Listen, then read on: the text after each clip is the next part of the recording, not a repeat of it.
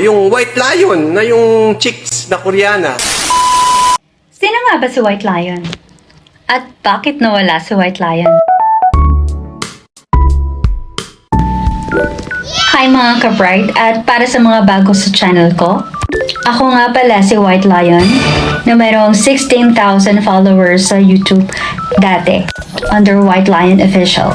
Yung channel kong yon, nag-start siya nung 2011 sa Korea at dati siyang Korean pen.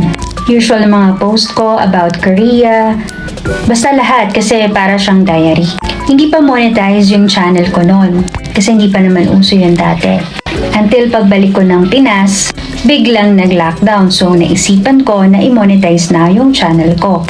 Sa totoo lang nahirapan ako maghanap ng content kasi nga wala na ako sa Korea.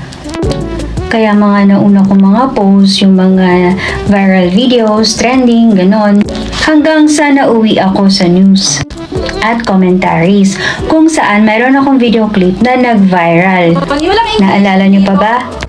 Tungkol yun kay Miss Fine, yung Englishera sa RTA or RTIA, Raffy Tulfo in Action, kung saan minute siya ni Attorney Sam sa isang interview na hindi niya nga alam. At viral yung katagang walang Englishan dito, Naina.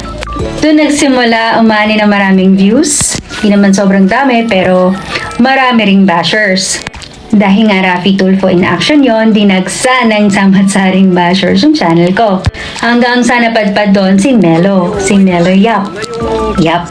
Sa pagkakatanda ko, may 2 o 3 video clip siya kung saan nag-video react siya sa mga videos ko. Buti na lang wala na siya. Naging active din ako sa community at biglang ako nawala kasi nabisi ako. Yung huling react ni Melo sa video ko, yung sinabi niya na kumunti yung views dahil kay Attorney Libayan. Oops, lilinawin lang natin, hindi yun dahil kay Attorney Libayan. Talagang nabisi lang ako. At isa pa, biglang nawala yung cellphone ko. Dahil nawala yung cellphone ko, nawalan ako ng access sa mga social media accounts ko hanggang sa tinamad na akong gumawa ulit ng videos at mag-vlog. Tinamad ako kasi ang hirap naman kasi talagang mag-umpisa. Saan at paano ko ibabalik yung 16,000 followers, diba? Tinry ko naman ulit pero mahirap talaga siya. Lalo na kung iba na yung phone na gamit ko.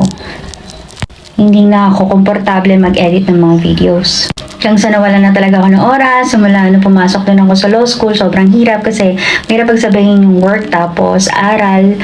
Wala na talaga akong time para sa sarili ko, para na lang akong robot, gano'n. Kakain, matutulog, papasok, tapos mag-aaral, charot.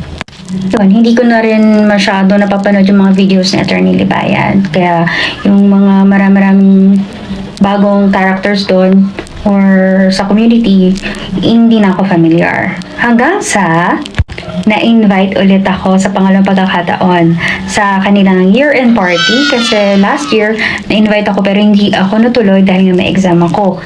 Pero itong nakaraan, natuloy din sa wakas. Nagkaroon ako ng mga bagong friends, na-refresh yung mindset ko, at na-motivate ulit ako na ituloy kung ano yung nasimulan ko. So para masagot kung bakit nga ba nawala si White Lion. I found your fellow vloggers who are also your followers, like White Lion. Now there's a YouTube channel called White Lion. I got to meet her and thank her as well. Masyadong mahaba yung kwento. Ang importante, nakabalik na ako. So magkita-kita muli tayo mga ka-pride. Pwede nyo akong i-subscribe sa YouTube channel ko.